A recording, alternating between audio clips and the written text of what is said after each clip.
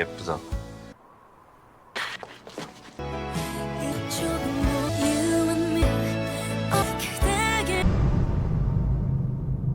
Saat mereka sedang berkelahi, bos gangster, Lee Tae-gun melarikan diri dan Irang kehilangan dia. Nahyun akan menelepon polisi sedangkan Irang akan mencari rekamannya.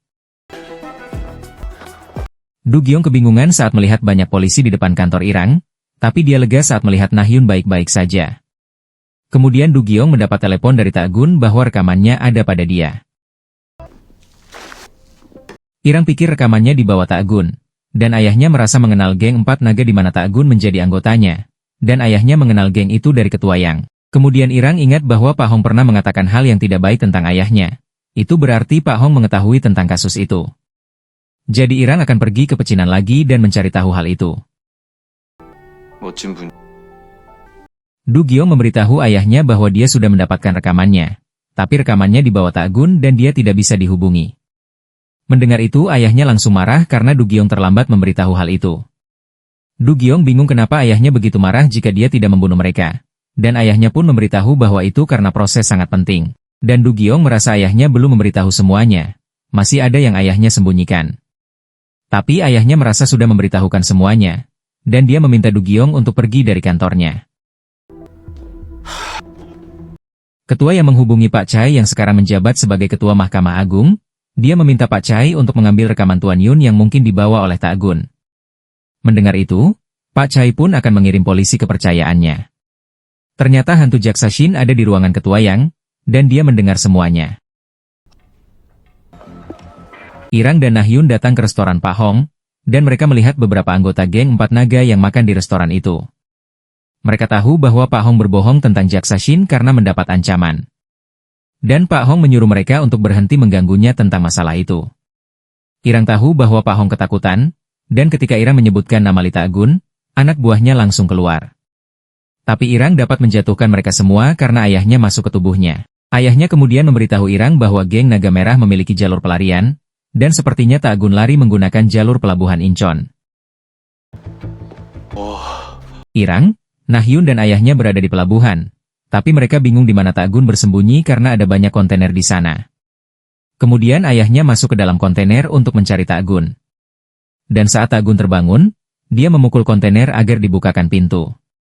Ternyata setelah terbuka, dia sudah ditunggu Irang yang membawa pedang besar, tapi dengan mudah Nahyun menjatuhkan Tae-gun dengan alat setrum. Mereka menyekap Tae-gun, dan Irang memberitahu bahwa dia adalah Jaksa Shin Gi-jung yang ada di tubuh putranya. Dia akan mengajak Tae-gun masuk ke dalam air jika Tae-gun tidak memberitahu di mana rekaman itu. Awalnya Tae-gun tidak takut, dan dia tidak mau memberitahu di mana rekaman itu. Tapi ketika tali sudah dilempar ke air, Tae-gun pun ketakutan, dia akhirnya memberitahu bahwa rekaman itu ada pada Du Gyeong. Dan Du Gyeong mendengar suara yang ada di rekaman itu adalah suara ayahnya. Jaksa Shin memberitahu bahwa Du Gyeong belum memberitahu ayahnya bahwa dia sudah memiliki rekaman itu, dia hanya berpura-pura tidak menyimpan rekaman itu. Irang bingung kenapa Du Gyeong tidak memberikannya kepada Ketua Yang. Dan Nahyun pikir, itu karena Ketua Yang tidak mempercaya putranya, jadi Du Gyeong melakukan segala cara untuk mengetahui tentang ayahnya. Nahyun pun berencana untuk menemui Du Gyeong dan mencari tahu hal itu. Nahyun menemui Du Gyeong dan langsung membahas tentang kematian Jaksa Shin Gi-jung dan Ketua Yun. Tapi Du Gyeong memberitahu bahwa ayahnya terbukti tidak membunuh mereka. Dan Nahyun pikir, bagaimana sifat anak yang seandainya dari kecil diberi kepercayaan, apa dia akan menyimpan semuanya sendirian? Nahyun merasa jika Du Gyeong menutupi perbuatan ayahnya, maka Taebak yang dibesarkan oleh Du Gyeong akan jatuh. Nahyun memberitahu bahwa Du Gyeong tutup mulut. Sedangkan Ketua Yang pasti sudah tahu mereka menangkap Tae-gun, jadi Ketua Yang pikir mereka memiliki rekamannya. Kemudian Irang menelepon Ketua Yang dan mengajak untuk bertemu. Nahyun dan ayahnya merasa tindakan Irang berbahaya karena Ketua Yang mengira Irang memiliki rekamannya. Tapi Irang merasa itu satu-satunya cara untuk menjatuhkannya. Irang masuk ke kantor Ketua Yang, ternyata di sana sudah ada polisi yang menunggunya. Ketua Yang tidak memberitahu hal yang sebenarnya tentang Jaksa Shin karena ingin melindungi Irang. Dan karena Irang telah menangkap Tae-gun dan tidak mau memberikan rekaman itu, maka dia akan dijebloskan ke dalam penjara karena menganiaya Tae-gun. Kemudian Irang memberitahu bahwa yang menyimpan rekaman itu adalah Du Gyeong. Irang menyuruh ketua untuk berhenti memperdulikannya, karena sekarang rumahnya sendiri sedang terbakar. 유치장에 갇혀서도 1 jam sebelumnya, Irang masuk ruang Du Giong karena mengira itu ruang ketua Yang. Du Giong penasaran kenapa Irang ingin bertemu dengan ayahnya, dan Irang memberitahu bahwa ada hal penting yang ingin dia sampaikan kepada ketua Yang. Irang juga sudah tahu bahwa rekamannya ada pada Du Giong, padahal ketua sangat menginginkan rekaman itu. Jadi Irang meminta Du Giong untuk menyimpan rekaman itu dengan baik, tapi jika hilang, ayahnya pun tidak akan tahu hal itu.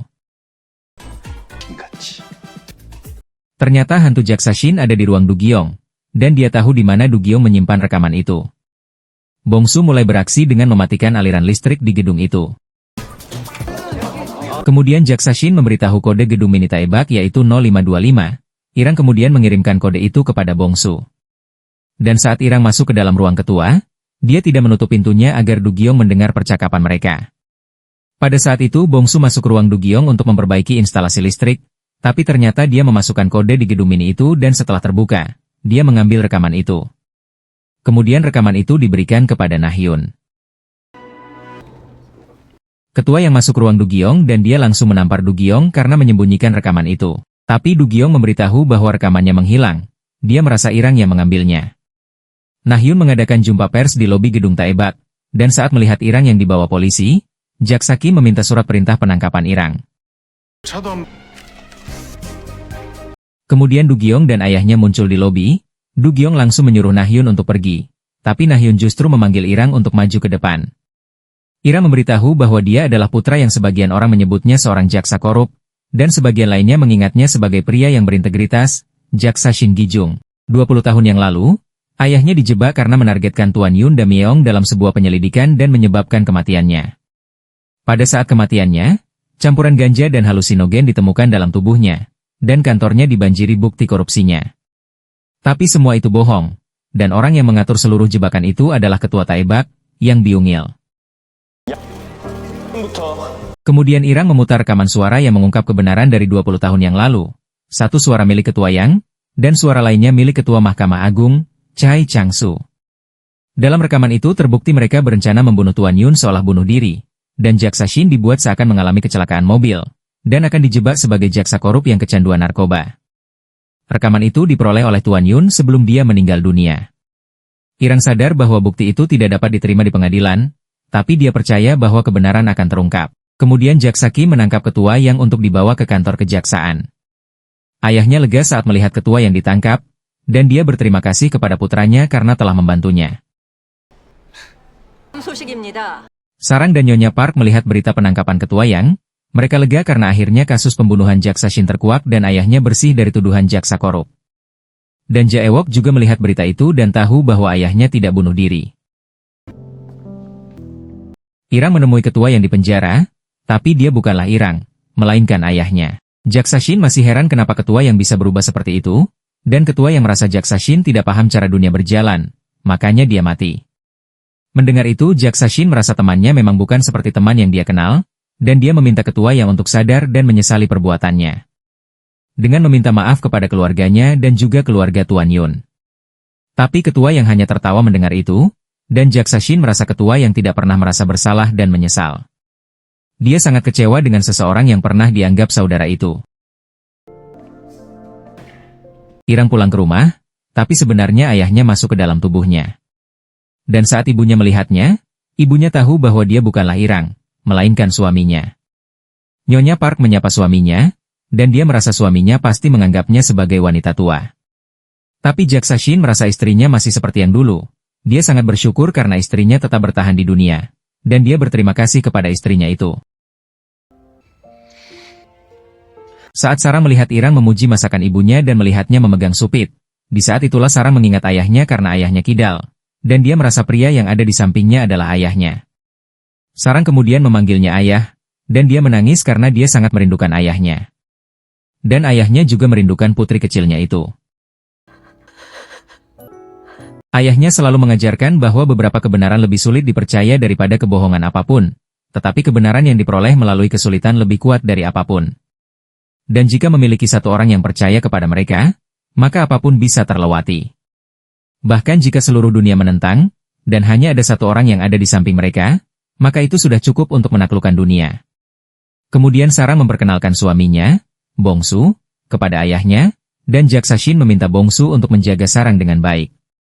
Mereka pun menikmati makanan dan minuman seperti keluarga yang lengkap. Ada pemahaman yang dalam dan tidak terucapkan di antara mereka, bahwa seluruh keluarga mereka berbagi hati yang sama.